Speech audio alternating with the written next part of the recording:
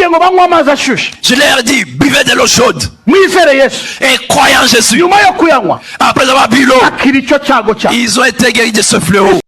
Yes, reka nongere kuguha ikaze ukomeza gukurikirana ibiganiro bya Yawe TV umunsi ku munsi, wowe bikurikirana amanywa nijoro.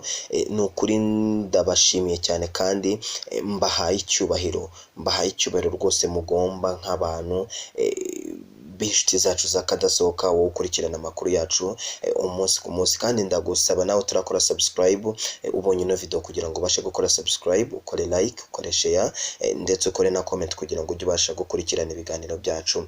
Nukuri ndabashimiye, uri mu majyepfo, uri mu majyaruguru, uri iburasirazuba, uri iburengera bwaryo, amajyepfo, amajyaruguru, iburasirazuba ndetse n'iburengerazuba, ntibagiwe n'abari hano mu mujyi wa Kigali. Nukuri ndabashimiye kandi ndabahaye icyubahiro. Reka mfatire nshimire abaturanyi bacu bo mu gihugu cy'u Burundi badukurikirana, nshimire abari muri Uganda, bari muri Leta Zunze Ubumwe za Amerika, bari Tanzania, Kenya, Congo, ni mu bindi bihugu bigiye bitandukanye no ku mugabane w'Iburayi, mu Bwongereza, hehe hose mudukurikirana. Nukuri ndaguhaye yambo, ndagushuje cyane kandi ndagushimiye wakoze subscribe, ugakora like, ugakora share, ugakora na comment mu biganiro byacu bigiye bitandukanye umunsi ku munsi.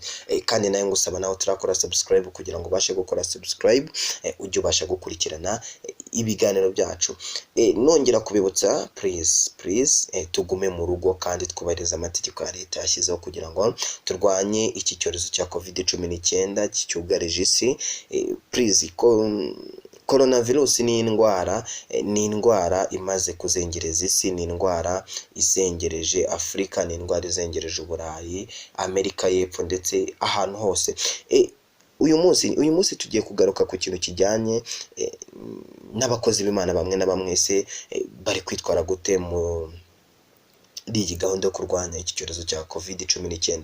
Iyi COVID-19 cyangwa se coronavirus yagaragaye mu gihugu cy'Ubushinwa, muri Repubulika y'Ubushinwa, mu mujyi witwa Wuhan. Iyi coronavirus yagaragaye mu mwaka wa 2019 hagana mu kwezi kwa 12.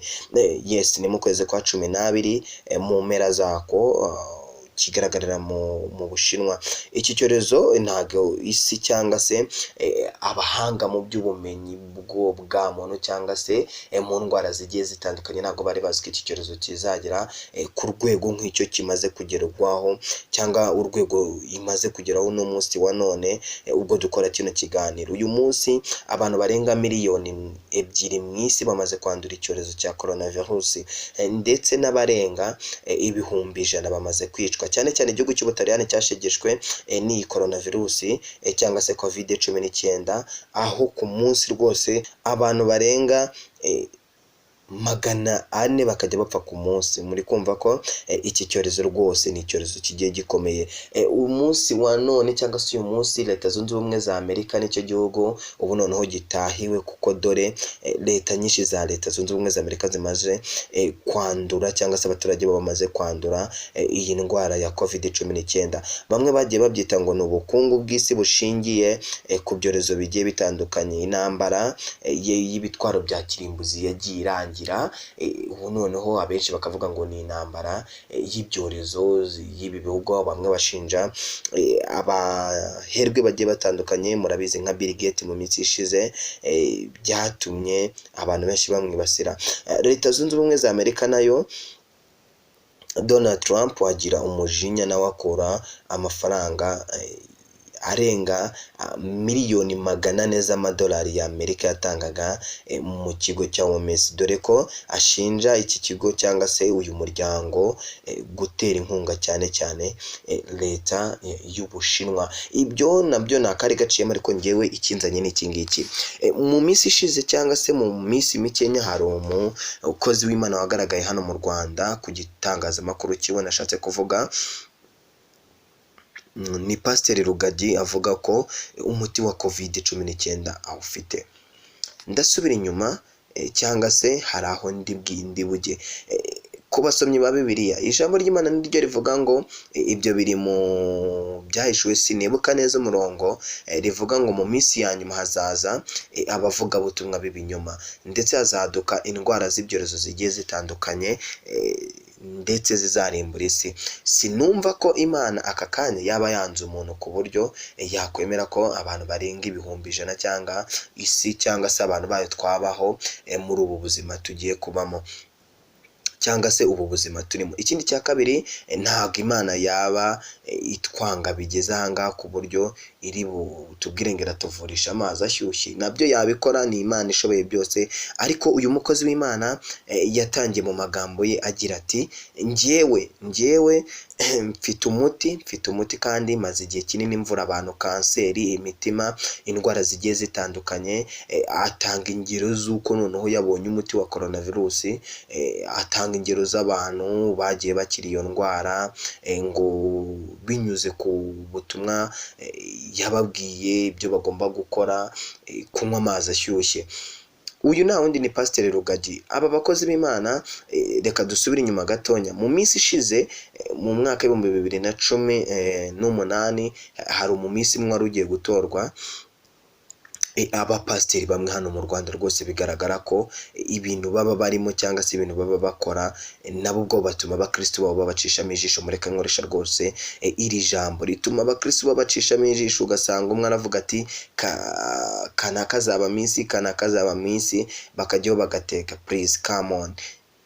Nimba ari ugukorera Imana, mureke dukorera Imana. Nimba ari ukubaha amabwiriza ya leta, abanyarwanda mureke twubahirize ingamba za leta yashyizeho zo kwirinda coronavirus. Ejo utazashyushya amazi yawe akatura rwose, ugatangira ugahereza abana bawe, ugasanga ubangije n'imyanya imwe y'akanwa kabo barishaga ibiryo byabo, cyangwa se ugize n'iyindi myanya wangiza ku mubiri wawo bitewe ngo uri kubaha amazi ashyushye kugira ngo babashe gukira coronavirus.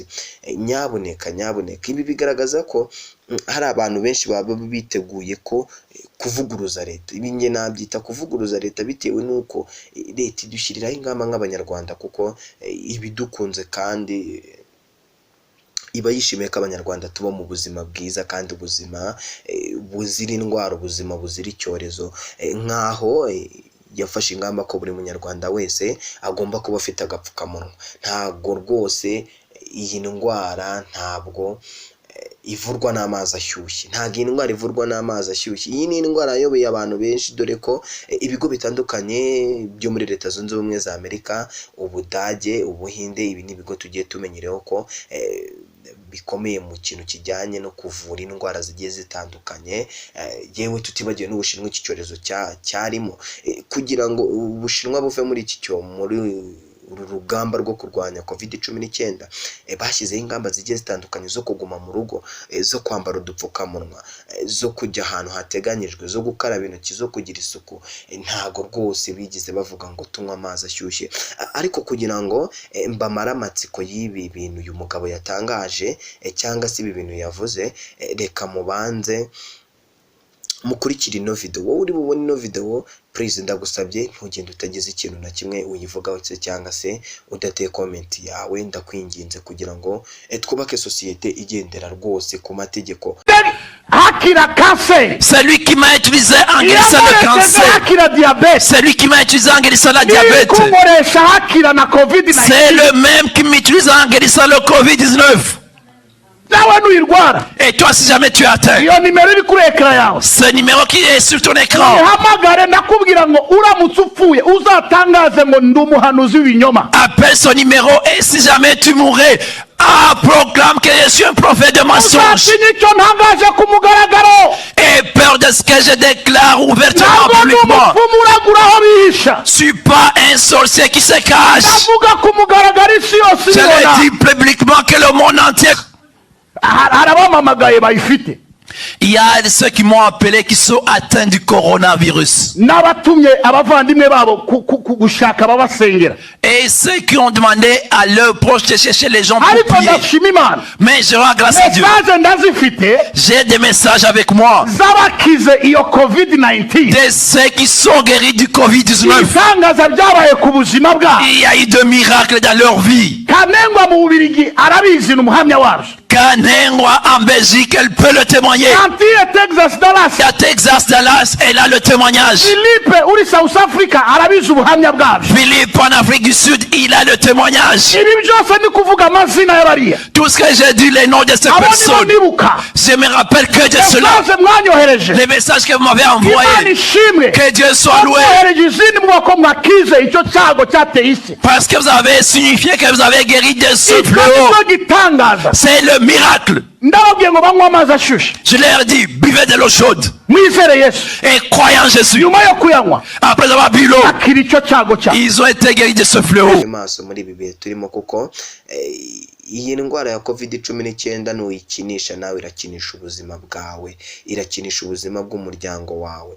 Ndongere mbisubiremo dukurikize amabwiriza ya leta y'u Rwanda yaduhaye, dukurikize ingamba leta yaduhaye, tugume mu rugo, tuyirwanye rwose, dupfukamunwa tutugure, dukaraba amazi n'isabune, twirinde kwikora ku munwa cyangwa se ku zuru utakarabye, wirinde gusuhuzanya, twirinde ibintu byo gusurana, ariko ibintu bijyanye no kuvuga ngo amazi ashyushye. Uyu mugabo afite udutendo twinshi, reka mbyita udutendo. Uyu mugabo hari video ze zegeze zicicikana hawe yabwiraga abaturage be cyangwa se abakristo ayoboye ati muture rwose mu amafaranga yanyu, murabona imigisha. Wowe ufite ka Toyota, urava hano ufite Benz, amafaranga murayatanga. Izi video zigenda zicicikana muri no minsi. Reka rero ngana ku musozo nuko nagira inama rwose abakristo musengera mu nsengero zigiye zitandukanye. Please tube maso kandi tuba abantu rwose b'abanyabwenge. Imana iba mu mutima kandi ni Imana ishaka rwose kuvuga, nawe yakuvugisha wowe ubwawe ku giti cyawe.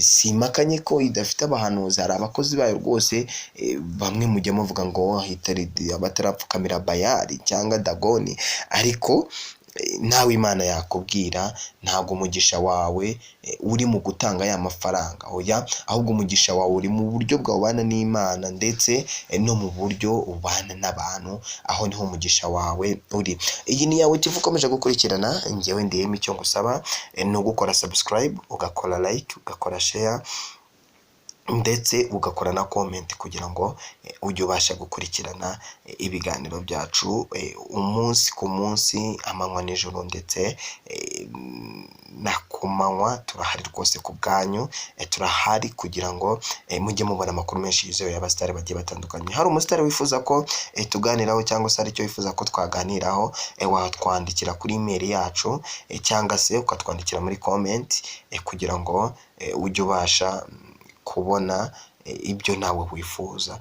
Nongere nkubwire ngo ukeneye gushaka kwamamaza ibikorwa byawe, wahamagara kuri 07832222 nanone 7 Iyi yari Yawe TV, njyewe ndi Emmy. Guma mu rugo, ukaraba amazi meza n'isabune, twese twuguru dupfukamunwa. Kandi ikindi rwose sinasoza nabivuze, ndashimira leta y'u Rwanda, ndashimira abaganga muri rusange bakomeje kwita ku barwayi ba COVID-19, shimira n'abapolisi rwose bakora umutekano kugira ngo abanyarwanda bakomeze kubaho neza. Shimira abanyarwanda mwese muri rusange, nawe wakurikiranye iki kiganiro ndagushimiye. Wumve ko salute nimwe ba boss banjye.